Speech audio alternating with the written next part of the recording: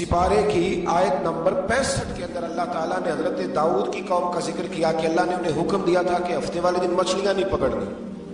तो वो कहते थे चलो हाथ लगा के नहीं पकड़नी, हाथ लगा। वो हमारे लोग हीले बहाने तलाश कर लेते हैं ना, वो बड़े जनाब इंश्योरेंस वाला आ गया, अब वो बैंक वाला आ गया, वो फलाने साहब आ गए, वो तरोड़ मरोड़ के कहानियां बातें, और फिर हमें भी रास्ते मिल जाते हैं बचने के। मुफ्ती साहब ने कह दिया था, ओ एक मौलाना से मैंने इनको कहा हफ्ते वाले दिन मछलियां नहीं पकड़ने का, नहीं पकड़ते, छोटे छोटे हौज बना लिए। तो मछलियां ज्यादा आती थी उस दिन, ये भी अल्लाह की कुदरत थी। नमाज के वक्त गाहक ज्यादा आते हैं, ये उसकी कुदरत होती है। तो वो मछलियां हौज में जमा हो जाती, यूं समझ लें कि जाल इन्होंने लगा लिए हुए थे, तो जाल में वो फंसती रहती थी, हौजों में आती रहती थी। हफ्ते को नहीं पकड़ते थे, इतवार को पकड़ लेते थे। तो फिर अल्लाह ने इन्हें सजा दी। फरमाया तमाशे करते हो अल्लाह के हुक्म के साथ। क्या सजा दी? फकुलना लहुम कूनू किरादतन खासीन, फरमाया बंदर बन जाओ धुतकारे हुए। जो रिस्क हराम तरीके से कमाते थे रब उन्हें बंदर बना देता था। अभी भी मैंने देखे बड़े बड़े ताजर पागलों जैसी जिंदगी गुजार रहे, नफसियाती तौर पे सुकून नहीं है, करोड़ों रुपया पड़ा। क्यों?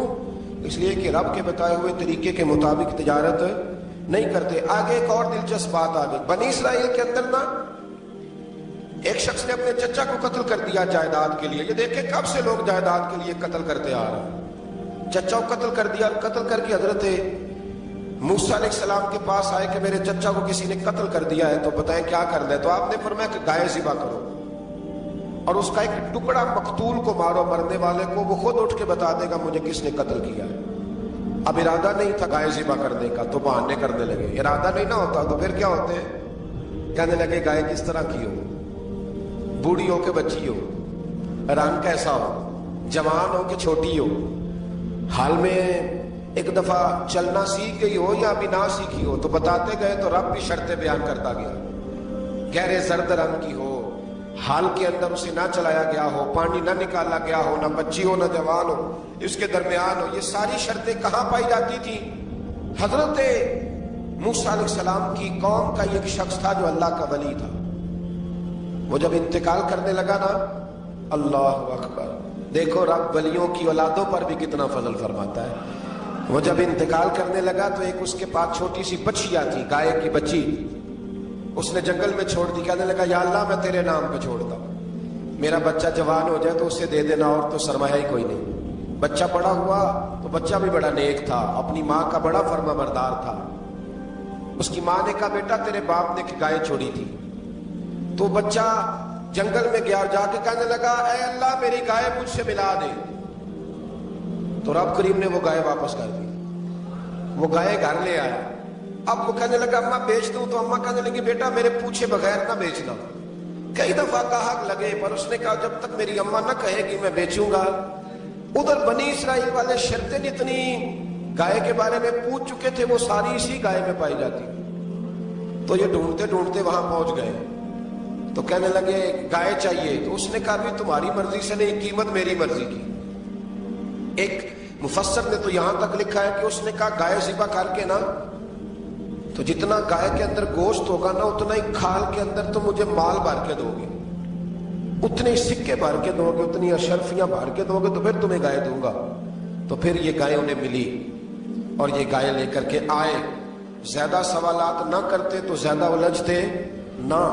हम भी दीन के मामले में बड़े सवाल जवाब करते हैं, उतना सवाल करें जितनी उसकी जरूरत है। इन लोगों ने सवाल ज्यादा किए तो फिर उलझ ज्यादा गए।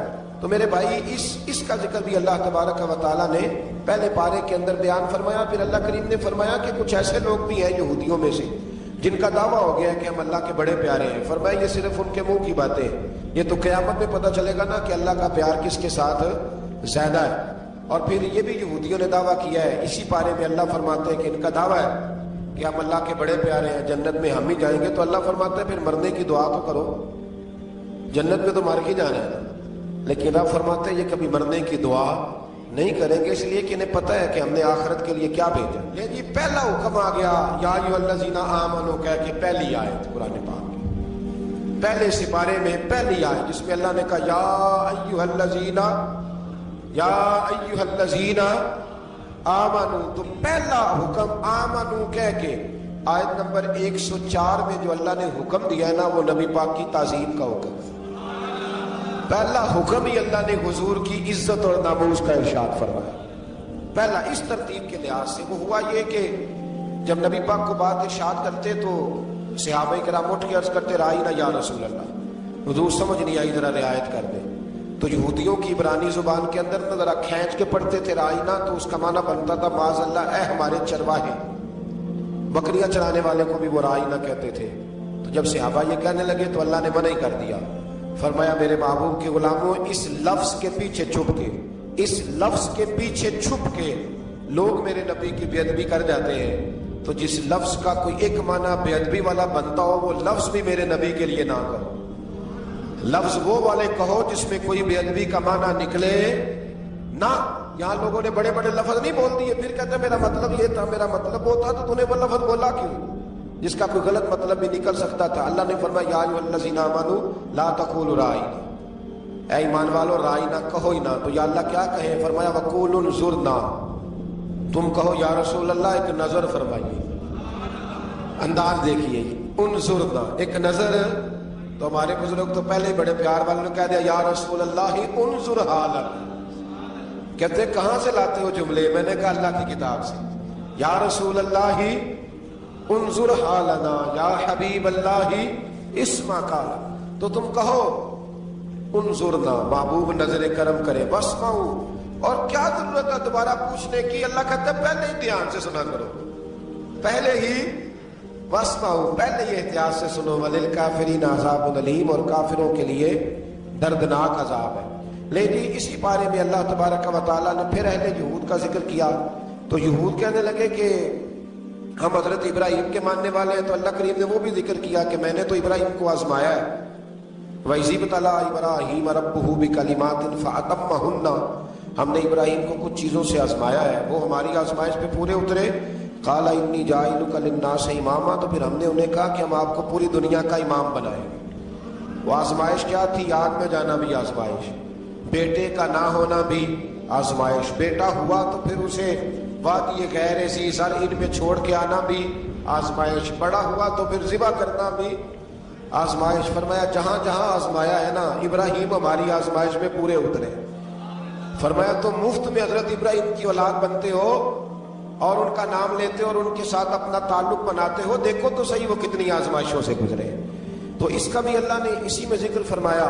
और फिर वो बात करते थे हजरत याकूब की और हजरत इसहाक की, तो फरमाया वो तो हमारे इतने खास बंदे थे कि विसाल का वक्त भी उन्होंने अपनी औलादों को नसीहत फरमाई थी कि अल्लाह की तौहीद पे कायम रहना। उसका जिक्र भी अल्लाह ने इसी बारे में बयान फरमाया।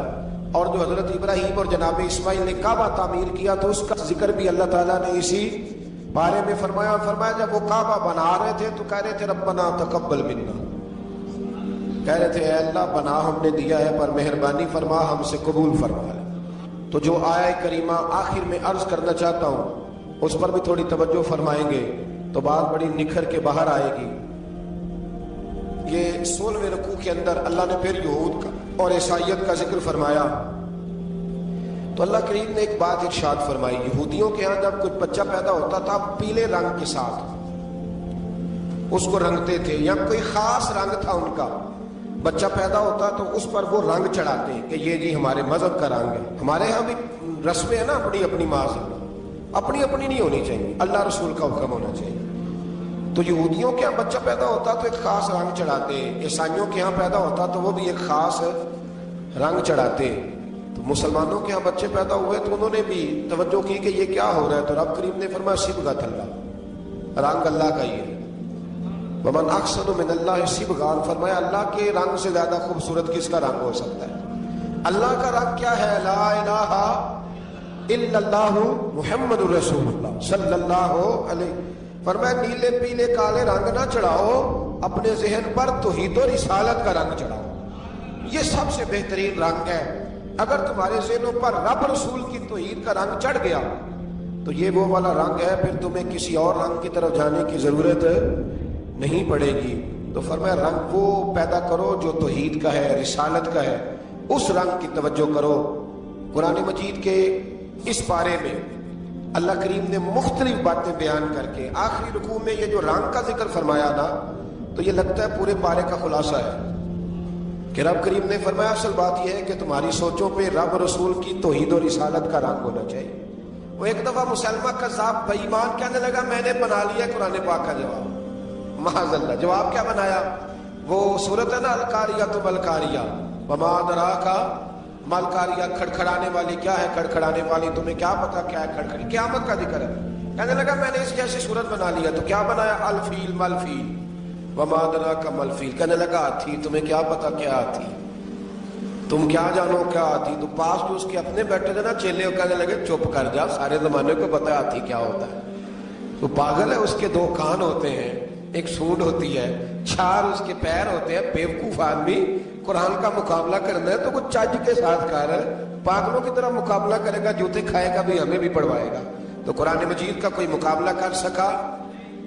تو اس آیت مبارکہ میں اللہ نے کافروں کو یہ کہا اگر مقابلہ نہیں کر سکتے تو پھر اللہ سے ڈرو، ورنہ دوزخ میں ڈالے جاؤ گے، وہ جس کا ایندھن آدمی اور پتھر ہے، اور بنائی بھی کافروں کے لیے گئی ہے۔ اعدت للکافرین، جہنم کس کے لیے بنائی گئی ہے؟ کافروں اور منافقوں کے لیے۔ مسلمانوں کے لیے بنائی گئی، مسلمان مرضی سے چھلانے لگائیں تو ان کی موج ہے، ورنہ ان کے لیے جہنم ہے، ان کے لیے اللہ نے جنت بنائی ہے۔ اور یہ بات کرتے ہی رب کریم نے فرمایا اے محبوب علیہ الصلوۃ والسلام، مومنوں کو خوشخبری دے دیں کہ اللہ نے ان کے لیے جنت بنائی ہے، اس میں باغات ہیں، انہیں رزق دیا جائے گا کھانے کے لیے، اور اس میں انہیں پاکیزہ بیویاں دی جائیں گی، اور پھر وہ اس میں ہمیشہ رہیں گی، انہیں اس سے نکالا نہیں جائے گا۔ آگے جو آیات کریمہ ہے نا، اس کے اندر اللہ تبارک و تعالیٰ نے فرمایا ہے کہ اللہ حیا نہیں کرتا سمجھانے کے لیے مچھر کی مثال بھی دینی پڑے۔ فرمایا قرآن سے کچھ لوگ ہدایت حاصل کرتے ہیں اور کچھ گمراہ ہو جاتے ہیں۔ جب لوگ اپنی مرضی کی تشریحات چاہتے ہیں تو گمراہ ہوتے ہیں، اور جب قرآن کو رسول اللہ صلی اللہ علیہ وسلم اور امت مسلمہ کی تشریحات کی روشنی میں سمجھتے ہیں تو پھر اللہ ہدایت عطا فرماتا ہے۔ پھر اللہ تبارک و تعالیٰ نے آگے ارشاد فرمایا حضرت آدم کی پیدائش کا واقعہ۔ کچھ مفسرین نے لکھا ہے اللہ نے مشورہ کیا تھا فرشتوں سے، وَإِذْ قَالَ رَبُّكَ لِلْمَلَائِكَةِ إِنِّي جَاعِلٌ فِي الْأَرْضِ خَلِيفَةً، لیکن کچھ مفسرین کہتے ہیں کہ اللہ کو فرشتوں سے مشورہ کر دے گی۔ اللہ نے فرشتوں سے مشورہ نہیں کیا، بلکہ رب نے انہیں آگاہ فرمایا تھا کہ میں لگا ہوں زمین پہ اپنا نائب بنانے، میں خلافت دینے لگا ہوں زمین پہ۔ اب یہ تو دینے والی کی مرضی ہے نا، اس نے کس کو دینی ہے، یہ تو دینے والے کی مرضی ہے نا اس نے۔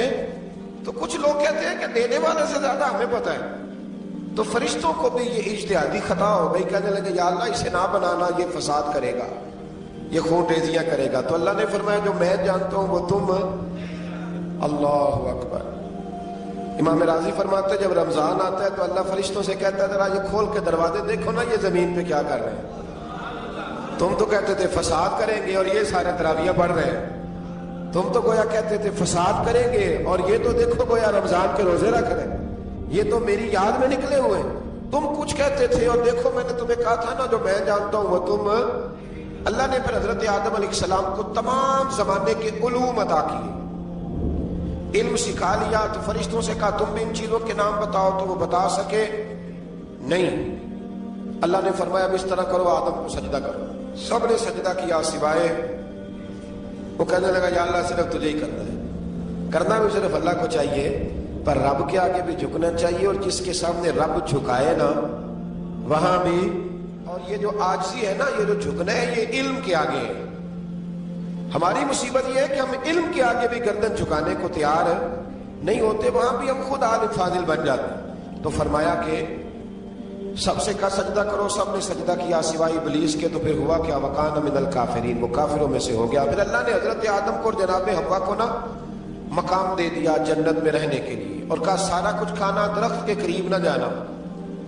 ابھی آپ کسی سے کہہ دیں تھوڑا سا کہ پیچھے نہ دیکھنا، یعنی اگر میری سمجھ لیں ادب کی وجہ سے کوئی 1.5-2 منٹ یا 6 منٹ نہیں بھی نہ دیکھے گا تو سوچے گا ضرور کہ پتہ نہیں اب پیچھے کیا ہے، مصیبت کیا ہے۔ یعنی آپ کہہ کے دیکھ لیں کسی کو، پیچھے نہ دیکھنا فطرت ہے نا انسان کی، وہ جستجو کرتا ہے، کہا اس درخت کے پاس نہ جانا۔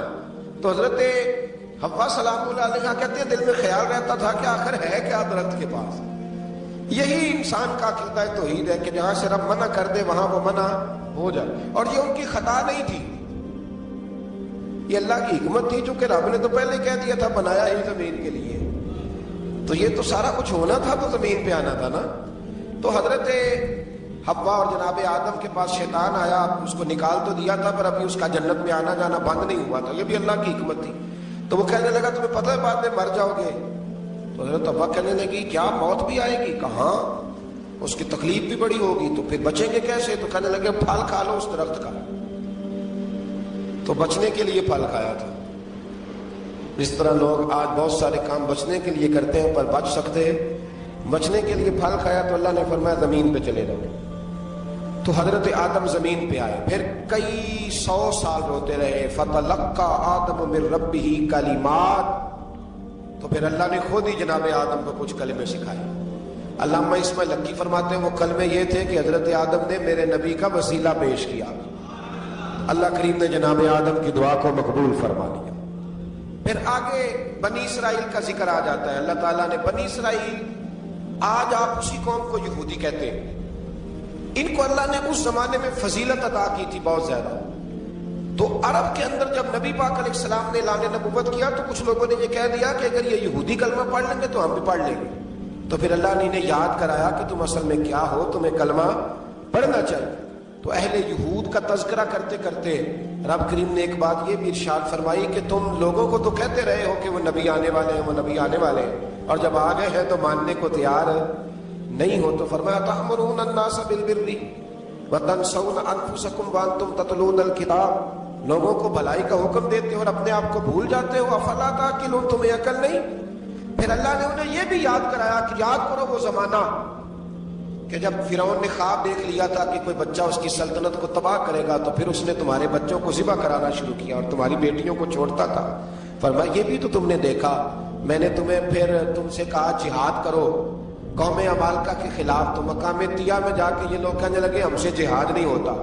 اللہ نے انہیں ایک میدان میں قید کر دیا. بڑی دلچسپ بات، قید تو لوگ ہوتے ہیں نا چار دیواری میں، تو اللہ نے بنی اسرائیل والوں کو جب انہوں نے کہا جہاد نہیں کریں گے تو اللہ نے میدان میں قید کر دیا. میدان میں، یہ یاد رکھیں، جب انسان اللہ کی نافرمانی کرتا ہے تو اسے ایسی قید ملتی ہے جس کا اس نے تصور بھی نہیں کیا ہوتا. ایک میدان ہے مقام طیہ، قید ہو گئے. سارا دن سفر کرتے تھے، سارا دن، تو رات کو تھک کے سوتے تھے، صبح اٹھتے تھے نا جب، تو وہیں ہوتے تھے جہاں کل صبح چلے تھے. تو رب جب کسی کو قیدی بناتا ہے تو اسے زنجیروں کی، سلاخوں کی ضرورت. دعا فرمائے اللہ تبارک و تعالی غموں سے نجات عطا فرمائے. یہ دعا فرمائے، ایسی قید دیتا ہے کہ جس سے پھر چھٹکارا ہو سکتا. تو بنی اسرائیل کا بہت زیادہ تذکرہ اس بارے میں اللہ تبارک و تعالی نے پھر بیان کیا، اور پھر کہا کہ انہیں جو حکم دیا جاتا تھا یہ اس کی سرتابی کرتے تھے. پھر اللہ نے ان پر ذلت نازل کر دی اور یہ ہمیشہ اس کا شکار رہے. بنی اسرائیل کے اندر ہمیشہ نبی اور بادشاہ موجود رہتے تھے. ایک وقت ایسا آیا کہ بنی اسرائیل میں کوئی نبی نہیں تھے، اور بنی اسرائیل کا جو اپنا علاقہ تھا نا وہ ملک شام ہے. تو قوم عمالقہ ایک قوم تھی اور بڑے سخت گیر لوگ تھے. انہوں نے بنی اسرائیل والوں کے ساتھ لڑائی کی، جہاد کیا اور انہیں ان کے علاقے سے نکال دیا. اور کچھ حضرت یوسف علیہ السلام کے زمانے میں ویسے بھی ایک بہت بڑی تعداد جا کے مصر میں آباد ہو گئی تھی. اب یہ ہوا کہ ان کے پاس کوئی بادشاہ نہیں ہے، یہ بار بار دعا کرتے ہیں، التجا کرتے ہیں. تو اللہ تعالیٰ نے ایک پیغمبر انہیں عطا کیے جن کے مختلف نام کتابوں میں ہیں. صدر الافاضل رحمۃ اللہ علیہ نے تفسیر خزائن العرفان کے اندر ان کا نام حضرت شمویل علیہ السلام لکھا ہے. حضرت شمویل علیہ السلام کو اللہ تعالیٰ نے نبوت عطا فرمائی، اور جب حضرت شمویل علیہ السلام اللہ کے نبی ہوئے، بنی اسرائیل والوں کو یقین آیا کہ اللہ نے الحمدللہ ہمیں ایک نبی کے جھنڈے تلے جمع کر دیا ہے، تو پھر انہوں نے کہا کہ آپ ہمارے سامنے ایک بادشاہ بھی مقرر کریں تاکہ ہم اس کی سرپرستی میں جہاد کریں. جب انہوں نے یہ بات کی تو اللہ تبارک و تعالیٰ نے حضرت شمویل علیہ السلام کے ذمے لگایا.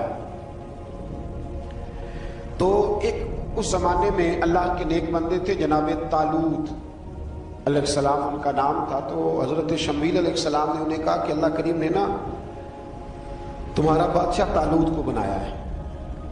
ان کا نام بھی قرآن مجید نے ذکر فرمایا. تو بنی اسرائیل کے لوگ کہنے لگے یہ تو غریب آدمی ہے، وہ بکریاں چرایا کرتے تھے لیکن علم میں بڑے پختہ تھے، وجود میں بڑے طاقتور تھے.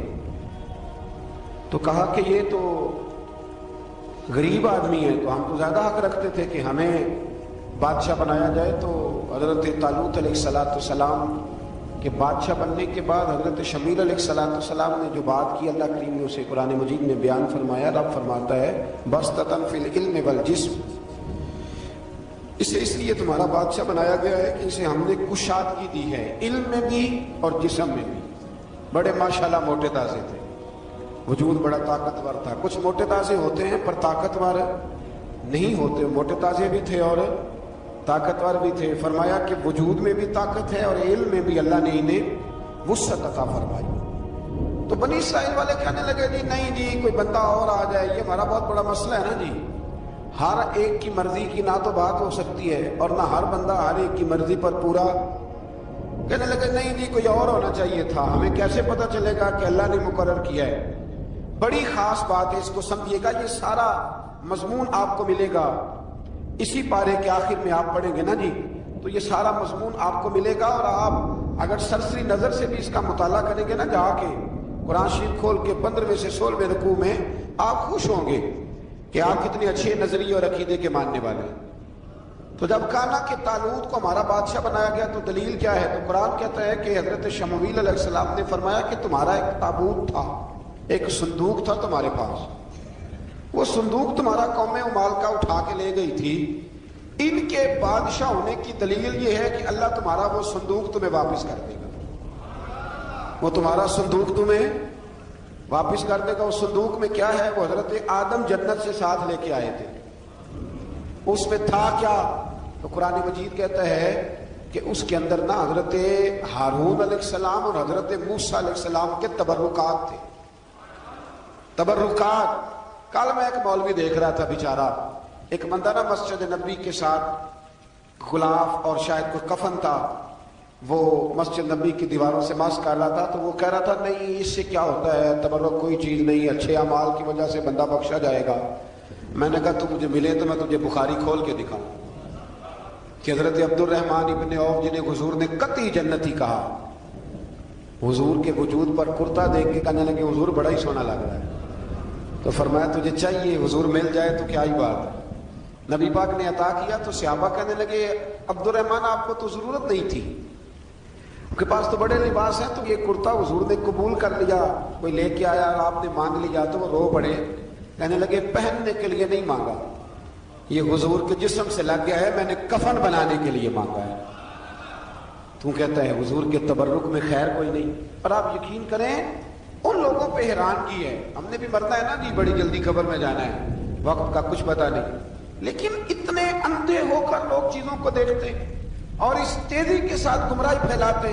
مجھے باقاعدہ کسی نے ویڈیو بھیجی اور کہنے لگا یہ دیکھیں کتنی اچھی بات کر رہا ہے، لوگوں کو سمجھائیں. تو میں نے کہا نہیں اس کو سمجھانے کی ضرورت ہے. اور میں نے اس کو دیکھا ہے، وہ جو لال رومال والا میں نے دیکھا ہے، وہ ڈھونڈ ڈھونڈ کے جاہلوں کو پکڑتا ہے، تلاش کرتا ہے، اور اگر کوئی مل جائے بات بتانے والا تو پھر وہ خود پکڑا جاتا ہے، اور کئی دفعہ پکڑا گیا تو نکل گیا ہے. اللہ تعالی ہمیں سمجھنے کی توفیق دے، ہم سیانے ہو جائے تو یہ دور دور تک نظر نہیں آئیں گے انشاءاللہ. تو وہ تابوت آئے گا بنی اسرائیل والوں سے کہا. تابوت میں کیا تھا سن لو، اور یہ قرآن مجید ہے. آج میری ماننا یہ 15 میں سے 16واں رکوع ضرور ہی پڑھنا کہ وہ آخر تابوت میں کیا تھا. کھولنا ذرا. قرآن مجید کہتا ہے کہ حضرت موسیٰ علیہ السلام اور حضرت ہارون کے تبرک تھے. تو تبرک کیا تھے؟ تمام مفسرین نے لکھا ہے کہ حضرت موسیٰ کا ایک کرتا تھا، ایک ڈنڈا تھا، جوتے تھے، اور جناب ہارون علیہ السلام کا امامہ شریف تھا، اور تورات کی کچھ تختیاں تھیں. تو اس کا فائدہ کیا تھا؟ اس تابوت کا فائدہ یہ تھا کہ بنی اسرائیل والے جب اپنے دشمنوں سے لڑتے تھے تابوت سامنے رکھ کے دعا مانگتے تھے، اللہ انہیں کامیابی عطا کر دیتا تھا. تو قوم مالکوں کو بھی پتہ چل گیا کہ صندوق میں کچھ ہے جس کی وجہ سے یہ کامیاب ہو جاتے. وہ صندوق اٹھا کے لے گئے. اب ان کی کم بختی یہ، کم نصیبی یہ، انہوں نے جا کے اسے روڑی پہ پھینک دیا. جب روڑی پہ پھینکا تو ان کے اندر بیماریاں آ گئی. वबाएं फूट पड़ी, मरने लगे, वजूद फूलने लगा। फिर उनके दिलों में बात आई कि ये हमने इस संदूक की बेअदबी की है। संदूक में क्या है? तबर्रुकात। हमें कहते हैं कि नालैन का नक्शा क्यों लगाया है? तुम्हारे तो बुजुर्गों का कीदा है, सर पे रखने को मिल जाए अगर नक्शे ना लिबा के हुजूर, तो फिर कहेंगे कि हाँ ताजदार हम भी हैं। तो कहा कि उसके अंदर ये तबर्रुकात थे, उन्हें भी समझ में आई, तो उन्होंने ना बैलगाड़ी मंगाई और वो संदूक उठा के उसके ऊपर रख दिया। अब क्या हुआ? कुरान कहते हैं कि फरिश्तों ने ना उस संदूक को वहां से उठाया। मुफस्सिरीन ने लिखा इसका माना यह भी हो सकता है कि उस बैलगाड़ी को डायरेक्शन पे लगाया। उधर से हजरत शमूएल अलैहिस्सलाम ने जनाब तालूत को बादशाह बना दिया और इधर से वो संदूक चल पड़ा। कहा भाई हम इनको कैसे बादशाह माने? तो फरमाया बादशाह इस तरह मानोगे कि तुम्हारा वो संदूक आ जाए। और कुरान कहते हैं उस संदूक में तुम्हारे दिलों का सुकून है, उसमें तुम्हारे दिलों का। और भाई हमारी तो कोशिश होती है बुजुर्गों से कोई चीज मिल जाए, अल्लाह वालों का कोई तबर्रुक हमारे हाथ आ जाए। तो वो संदूक आ गया, ये मान गए। अब जिहाद करने निकले तो लड़ना था जालूत की कौम के साथ। वो बड़ा सख्त आदमी था, 3-3 मन सोना उसने वजूद में पहना होता था। उसकी कौम से लड़ना है, टोपी बड़ी तगड़ी पहनी होती थी लोहे की। अब कौन लड़े? एक नौजवान थे जिनका नाम था दाऊद अलैहिस्सलाम। वो भी बकरियां चराया करते थे। और जिन दिनों हजरत तालूत निकले ना अपनी कौम को लेकर जालूत के खिलाफ लड़ने, तो हजरत दाऊद भी शामिल हो गए। अल्लाह जब किसी को नवाजता है ना तो फिर खास ही करम नवाजी करता है। मुफस्सिरीन ने लिखा जब ये जा रहे थे ना, वहां जा रहे थे तो रास्ते में इन्हें 3 पत्थर मिल गए। इन्होंने वो तीनों पत्थर उठा लिए। उस जमाने में पत्थर फेंकने के लिए छोटी छोटी लोगों के पास चीजें हुआ करती थी, उसको कोफन भी लोग कहते थे, मंजनीक, उसको सामने रख के फिर बनाई गई। तो आपके पास भी वो आला था जिससे दुश्मन पर पत्थर मारे जाते थे। तो आप वो मशीन लेकर, वो आला लेकर वहां पहुंचे हुए थे। 3 पत्थर आपके पास थे। आप फरमाते उस दिन मैं बड़ा बीमार था, इतना बीमार था कि मेरा रंग पीला हो गया। अब वो जालूत के सामने कोई नहीं जाता था। तो जनाब तालूत कहने लगे कि जो जालूत को मारेगा ना, यानी इनके बादशाह को इस कौम के, तो मैं उसे अपनी आधी सल्तनत भी दे दूंगा और अपनी बेटी का निकाह भी उसके साथ कर दूंगा। देखें अल्लाह नवाजता है तो किस अंदाज में नवाजता है। तो हजरत दाऊद कहते हैं वो दूर खड़ा था तो मैंने ना 3 पत्थर मारे,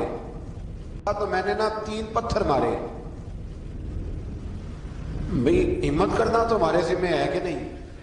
मेरी मिल्लत का जवान कहता मैंने करना कराना कुछ नहीं। यानी अगर आप कहें ना कुछ करो तो फिर वो कोई काम करने की मतलब मामला। वो मुझे कल एक संगी कह रहे थे, कहने लगे जी अल्लाह के फजल से कुछ भी नहीं करना पड़ा, मुर्शद ने नजर कर दी। मैं क्या मैंने मिलूंगी तो मैं उन्होंने समझावांगा कि कुछ करा के नजर करे करो, क्योंकि मेरे वो दोस्त हैं, मैं उन्हें जानता हूँ। नजर में बड़ा कुछ होता है, लेकिन अल्लाह भी तो बंदे पे बड़ी नजर रहमत करता है ना। लेकिन कहता है 5 नमाजें पढ़, रमजान के रोजे रख, ज़कात फर्ज हो तो अदा कर, ये सारे काम कर, सच बोल, दयानतदारी कर, फिर मैं अपने फजल से तुझे जन्नत अता करूं। तो ये जो रवैया हमने बनाया ये दुरुस्त नहीं। तो फरमाते हैं 3 पत्थर मैंने मारे, अल्लाह ने इतना फजल किया कि वो भी मर गया और उससे छू के मेरे पत्थर आगे बढ़े तो उसकी फौज के 30 आदमी भी मर गए। 3 पत्थरों से 31 बंदे अल्लाह ने मार दिए। फरमाते इसलिए कि हाथ मेरे थे और ताकतें मेरे रब करीम की थी। तो हजरत दाऊद अलैहिस्सलाम के हिस्से में जनाब तालूत की साहिबजादी भी आई, आधी सल्तनत भी आई। काफी साल हजरत तालूत हयात रहे, फिर उनका विसाल हो गया। तो सारी सल्तनत हजरत दाऊद को मिली और फिर अल्लाह तबारक व तआला ने उन्हें नबूवत भी अता फरमाई। ये दुनिया में वाहिद पैगंबर हैं जो बैक वक्त नबी भी थे और बादशाह भी थे। और फिर अल्लाह ने फजल फरमाया, इन्होंने बड़ी बड़ी फुतूहात की। और फिर हजरत दाऊद के साहिबजादे का नाम हजरत सुलेमान अलैहिस्सलाम, फिर उनके साहिबजादे का नाम हजरत। तो ये हुआ कैसे? ये सारा कुछ अल्लाह तबारक व तआला के फजल से हुआ, उसके करम से हुआ। अब इस वाक़या से हमें क्या पता चलता है? हमें ये पता चलता है कि रब जब फजल फरमाए ना किसी पे भी, तो हमें उस बंदे को देख के राजी होना चाहिए, कोई शिकवा नहीं करना चाहिए। और